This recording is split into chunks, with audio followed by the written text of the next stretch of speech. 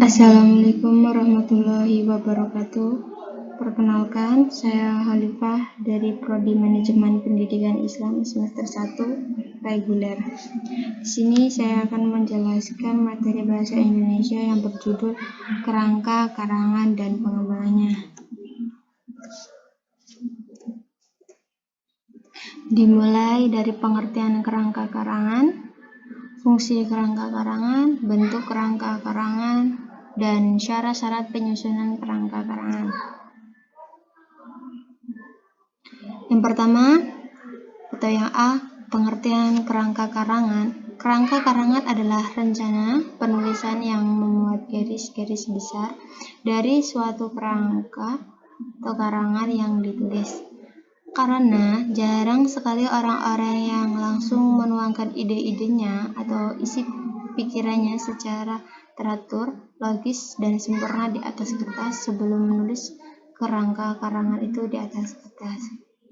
Kita harus membuat metode bagan dan rencana kerja agar memahami perbaikan dan menyempurnakan metode untuk membuat rancangan, biasanya disebut dengan kerangka karangan atau outline. Yang B atau selanjutnya, fungsi kerangka karangan. Yang pertama itu untuk memudahkan pengendalian variabel.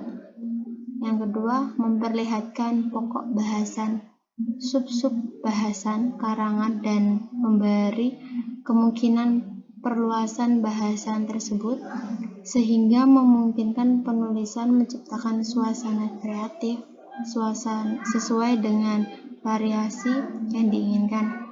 Yang ketiga, mencegah pembahasan keluar dari sasaran yang sudah dirumuskan dalam topik, judul, masalah, tujuan, dan kalimat tesis.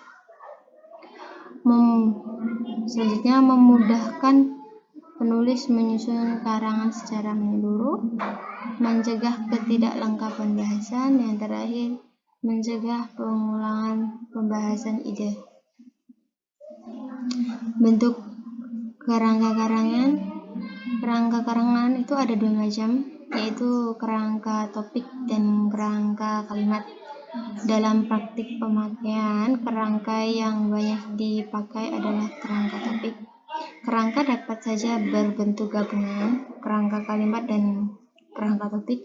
Meskipun pemakaian kerangka topik lebih dominan, tidaklah dipantangkan untuk dicampur dengan kerangka kalimat, meskipun hanya untuk penulisan judul-judul bab. Kerangka dapat dibentuk dengan sistem tanda atau kode tertentu. Hubungan di antara gagasan yang ditujukan oleh kerangka dinyatakan dengan serangkaian kode yang berupa huruf dan angka.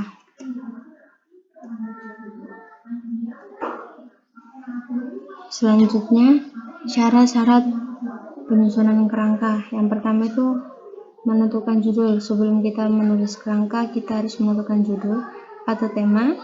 Itu sangat berpengaruh terhadap wawasan penulis. Semakin banyak penulis membiasakan membaca buku, semakin banyak juga aktivitas atau ide beliau untuk menentukan suatu judul tersebut. Yang kedua, mengumpulkan bahan. Bahan yang digunakan bisa menggunakan clipping-clipping masalah tertentu yang sesuai dengan bidangnya, atau selain clipping juga bisa. Yang selanjutnya, menyeleksi bahan atau memilih, yaitu agar kerangka yang dibuat tidak terlalu abstrak, perlu dipilih bahan-bahan yang sesuai dengan tema. Jadi kita nggak boleh melenceng dari judul yang telah kita tentukan sebelumnya, atau nggak boleh jauh berbeda. Selanjutnya, membuat kerangka karangan. Tahap dalam penyusunan kerangka karangan itu yang pertama, mencatat gagasan dulu sebelum kita. Langkah selanjutnya, mengatur urutan gagasan supaya dia teratur dan tidak acak. Yang ketiga, memeriksa kembali bab dan subbabnya.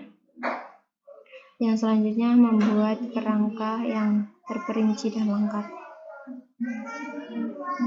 Yang terakhir, pengembangan kerangka karangan. Pengembangan kerangka karangan tergantung pada materi yang hendak kita tulis. Bahan materi yang kita gunakan jangan sampai menumpuk ke dalam permasalahan yang lain.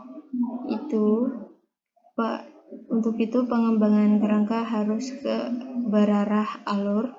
Pengembangan juga harus disusun dengan sistematis dan tidak acak atau melenceng dari judul atau tema yang telah ditentukan di awal